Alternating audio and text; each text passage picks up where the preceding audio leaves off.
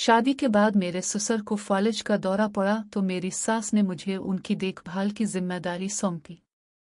वो इतना बुरा नहीं था जितना मैंने सोचा था। वो अभी काफी जवान था। मैं रोज जैतून के तेल से इसकी टांगों की मालिश करता और मुझे अजीब सा महसूस होता। एक रात जब मैं मसाज करने में मसरूफ था, मुझे अचानक नींद आने लगी। अचानक मेरा हाथ इसके प्राइवेट एरिया को लगा। मैं चौंक गया।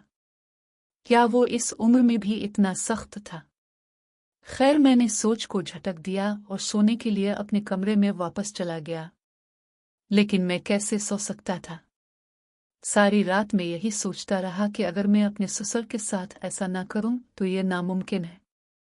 लेकिन फिर मैंने फैसला किया, ठीक है, कम अज कम एक बार जरूर आजमाऊंगा, तो क्या हर्ज है, कौन जानता है।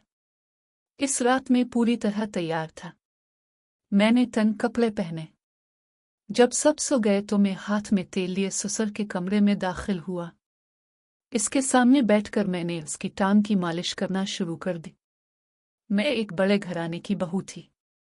मैं बचपन में ही मेरे वालिदैन का इंतकाल हो गया था और मैं एक दौर के रिश्तेदार के घर यतीम की हैसियत से रह रहा था। एक दिन मेरे रिश्तेदार के घर एक रहमदिल आदमी ने अपने बेटे की शादी में मुझसे हाथ मांगा और मेरी शादी बड़ी सजावट से कर दी। मैं इस खानदान की बहू बन चुकी थी। जिंदगी अमन और सुकून से भरी हुई थी। लेकिन अचानक एक दिन मेरे शौहर एक खौफनाक हादसे में मर गए, जिससे मेरी शादी छोटी उम्र में हो गई। मेरे शौहर के सिर्फ 2 भाई थे। अब सिर्फ मेरी छोटी भाभी रह गई थी। मैं उसकी शादी मुझसे करना चाहता था क्योंकि मेरे ससुर ने कहा था कि वो अपनी यतीम बेटी को किसी और से शादी नहीं करने देंगे। इसके बजाय वो इसकी शादी अपने दूसरे बेटे से कर देगा। मेरी सास इस शादी के लिए राजी नहीं थी, हालांकि मेरी भाभी और ससुर उसके हक में थे। मेरी सास का ख्याल था कि जिस बहू को मेरे ससुर ने पसंद किया वो यतीम लड़की पहले इसके वालिदैन और फिर इसके शौहर को खा गए, यानी इसका शौहर उसकी बेगुनाही की वजह से मर गया था। मेरी सास की इस तंग नजरी ने मेरे शौहर की मौत के बाद मेरी जिंदगी अजीरन कर दी थी। लेकिन इस घर के अलावा मेरे पास जाने की कोई जगह नहीं थी, इसलिए मैं खामोश रहा। मेरी शादी को लेकर घर में झगड़ा चल रहा था। एक रात मेरे ससुर अचानक बीमार हो गए और उनकी तबीयत काफी खराब हो गई। ये देखकर मेरे बहनोई इसे फौरन अस्पताल ले गए, जहां डॉक्टर ने बताया कि उसे फालिज हो गया है और उसके ठीक होने का इम्कान नहीं है।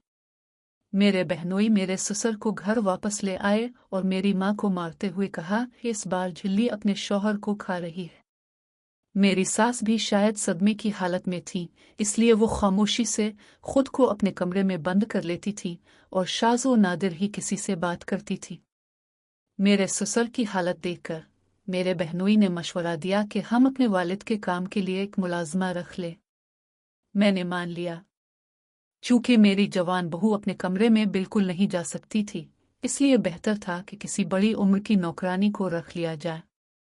मेरी सास भी अपने कमरे में कैद हो जाती। चंद ही दिनों में नौकरानी का बंदोबस्त हो गया।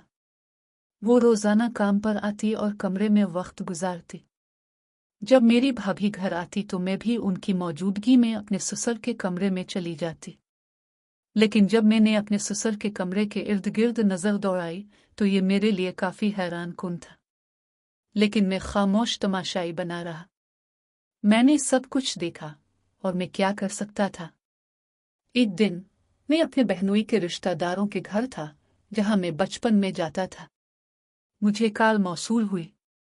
ये नौकरानी की आवाज थी, काफी खौफजदा लग रही थी।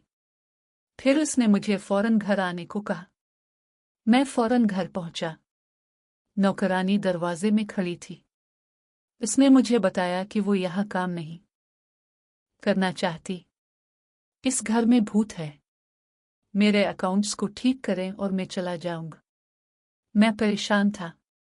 मैंने इसे तफसील से बताने को कहा कि क्या हुआ, लेकिन इसने मुझे कुछ बताने से इनकार कर दिया। वो अपने पैसे पीछे छोड़ रही थी। अचानक मेरी सास आ गई। इसने रकम निकाली, नौकरानी को दी और वो चली गई। मैं हैरान रह गया। वो कभी भी कमरे से बाहर नहीं निकलती, लेकिन आज वो दरवाजे पर कैसे आई? लेकिन मैंने मजीद को कुछ नहीं कहा। मैं खामोशी से अंदर गया, अपने ससुर के लिए खाना पकाया और उनके कमरे में ले जाने के लिए ट्रे तैयार की। मेरी सास भी किचन में आ गई। उसे किचन में देखकर मैं हैरान रह गया।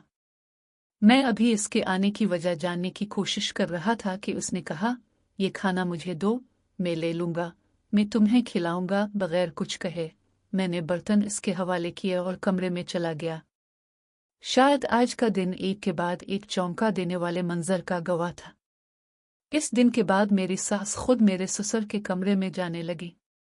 मैंने सोचा कि उसे भी अपने शौहर की हालत का अंदाजा हो गया है और इसीलिए वो उसकी खिदमत कर रही है। अब मेरे ससुर पहले से भी ज्यादा कमजोर हो चुके थे और उनकी तबीयत दिन बदन खराब होती जा रही थी। एक दिन मेरी भाभी ने मेरी वालिदा को बताया कि वो शादी करना चाहते हैं। इसे उम्मीद थी कि इसकी बीवी आएगी और घर में किसी और औरत का खला पर करेगी। मेरी सास ने बगैर किसी बात के मेरी भाभी की शादी पर रजामंदी जाहिर कर दी और दिन रात उनकी शादी की तैयारियों में लगा दी। थोड़े ही अरसे में मेरी सास ने अपनी बेटी की शादी कर दी और मेरी नई भाभी अपने ससुराल आ गई। मेरी भाभी बहुत मासूम और सादा लौ थी, दुनिया की चालों से बिल्कुल बेखबर थी। इसके आते ही मेरी सास ने नई दुल्हन को इसके ससुर के कमरे में काम पर बिठा दिया और मेरे बहनोई भी अपनी बीवी को अपने बीमार ससुर की दिल और जान से खिदमत करने की तलकीन करते रहे। मेरी भाभी हर वक्त अपने कमरे में रहने लगी।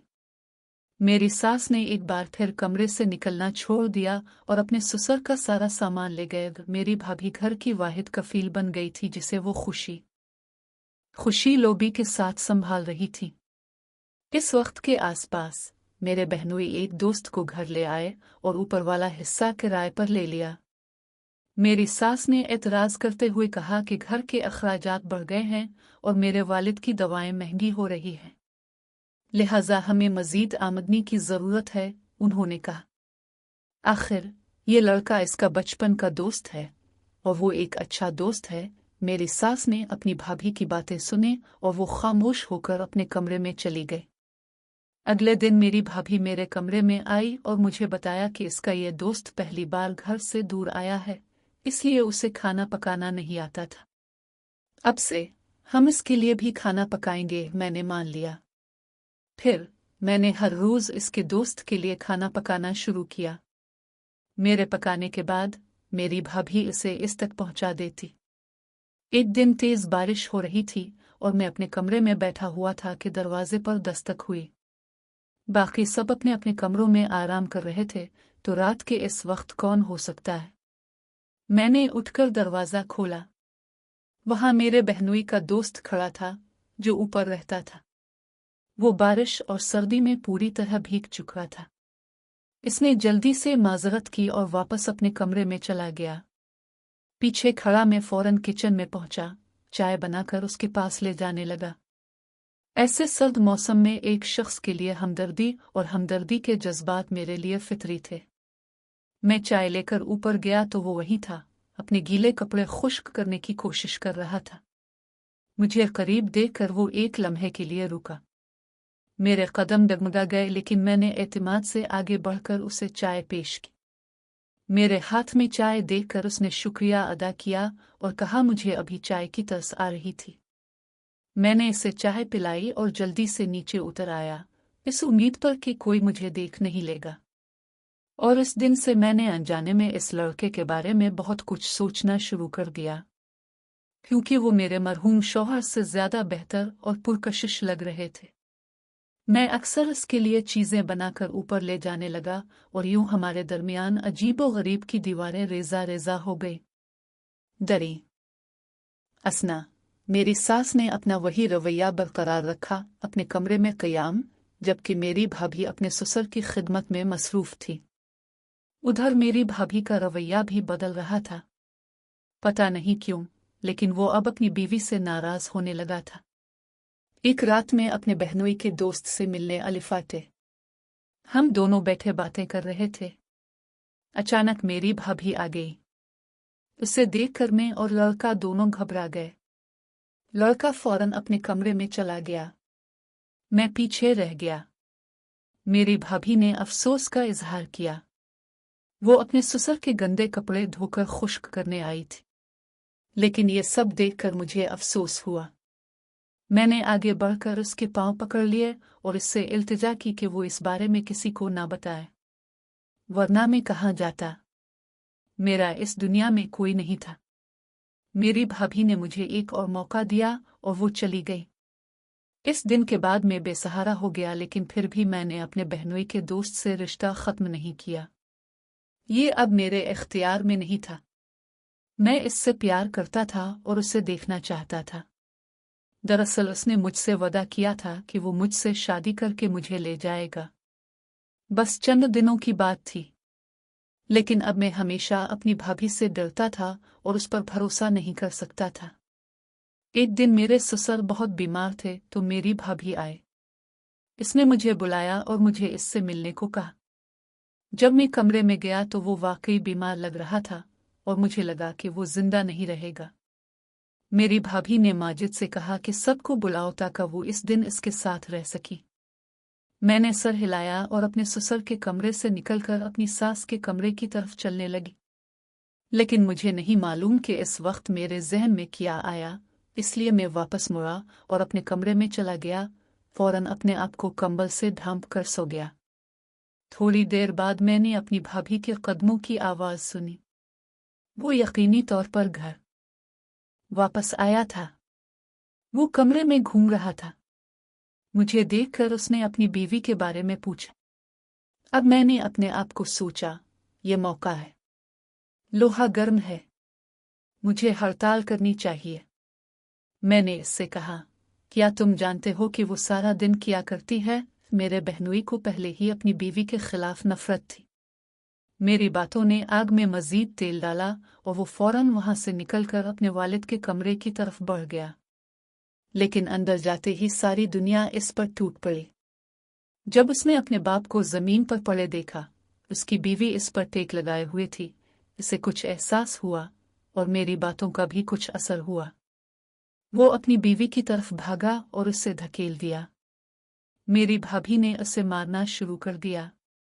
मैं एक कोने में खड़ा सारा मंजर देखता रहा। हंगामा सुनकर मेरी सास आई और उसे रोकने की कोशिश की। वो रुकने वाला नहीं था। वो वहीं खड़ा रहा और अपनी बीवी को तलाक दे दी।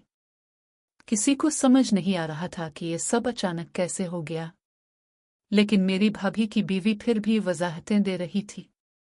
उम्मीद भरी नजरों से मेरी तरफ देखते हुए कहने लगी, मैं उन्हें सच बताऊंगी।